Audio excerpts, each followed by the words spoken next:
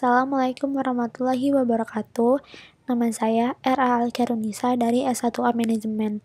Hari ini saya akan membahas materi tentang the factors that can undermine the usefulness of an interview, atau faktor apa aja sih yang dapat mengurangi kegunaan wawancara.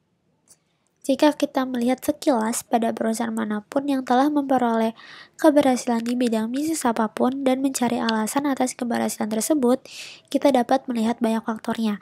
Salah satunya adalah memilih karyawan yang baik yang dapat menangani tugasnya dengan baik, memilih kandidat yang tepat, mengevaluasi kinerja mereka, dan mengelola pekerjaan berkualitas tinggi adalah faktor yang sangat penting yang memainkan peran besar untuk keberhasilan aktivitas perusahaan manapun.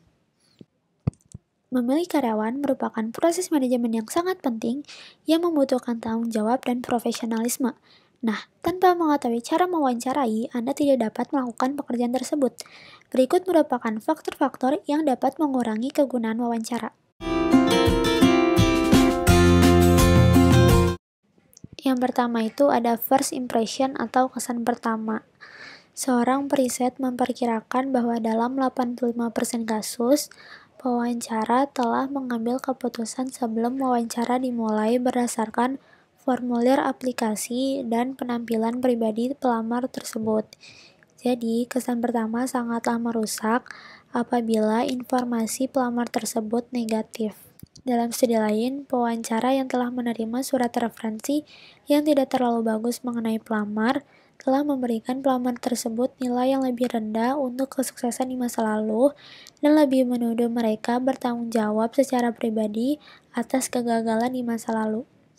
Dan keputusan akhir untuk menolak atau menerima pelamar tersebut selalu berkaitan dengan apa yang mereka harapkan dari pelamar itu berdasarkan referensi yang berada di luar dari prestasi wawancara pelamar tersebut. Dengan kata lain, pewawancara seolah memiliki bias negatif yang konsisten. Mereka lebih dipengaruhi oleh informasi yang tidak mendukung tentang pelamar tersebut.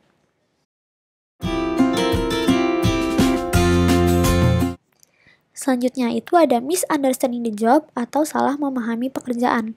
Penting untuk mengetahui apa yang ingin Anda cari dari kandidat yang ideal. Pewawancara tanpa pemahaman yang jelas terkadang mengajukan pertanyaan yang tidak relevan dan membuat asumsi yang salah tentang kualifikasi kandidat pekerjaan yang sukses. Dengan stereotip atau kesan yang salah ini sangat sulit untuk memilih kandidat yang tepat. Untuk menghindari hal tersebut, pewawancara harus mendapatkan informasi yang cukup tentang pekerjaan kosong yang ingin mereka isi dan mereka harus mengajukan pertanyaan yang relevan dengan pekerjaan tersebut.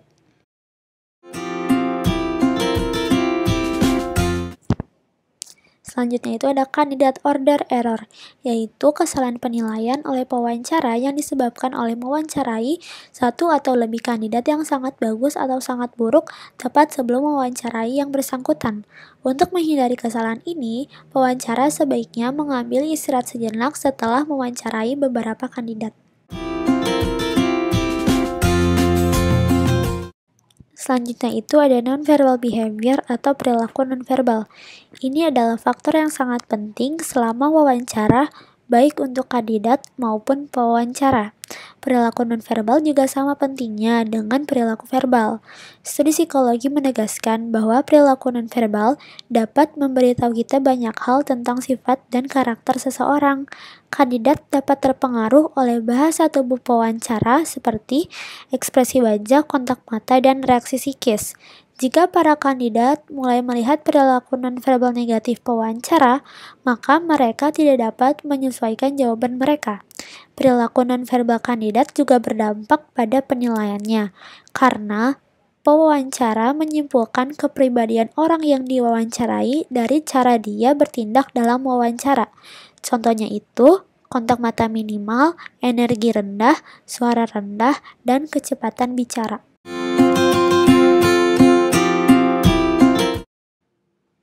Nah, selanjutnya itu ada efek of personal karakteristik atau efek dari karakteristik pribadi.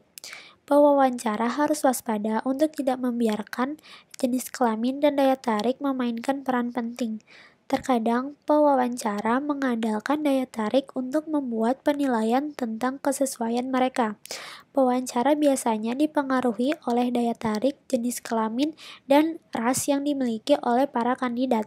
Contohnya, mereka merasa pria lebih sesuai untuk dipekerjakan dan lebih mungkin untuk maju ke tingkat eksekutif berikutnya daripada wanita dengan kualifikasi yang sama.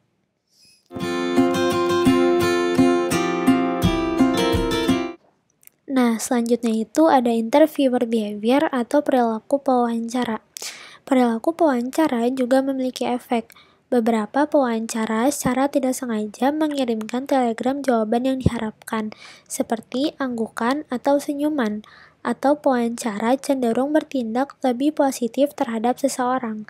Sebagai contoh, beberapa pewawancara berbicara terlalu banyak sehingga si pelamar tidak memiliki waktu untuk menjawab pertanyaan. Contoh lainnya adalah beberapa pewawancara membiarkan pelamar mendominasi wawancara sehingga pewawancara tidak mengajukan semua pertanyaan mereka. Sekian dari saya, kurang lebihnya mohon maaf. Wassalamualaikum warahmatullahi wabarakatuh.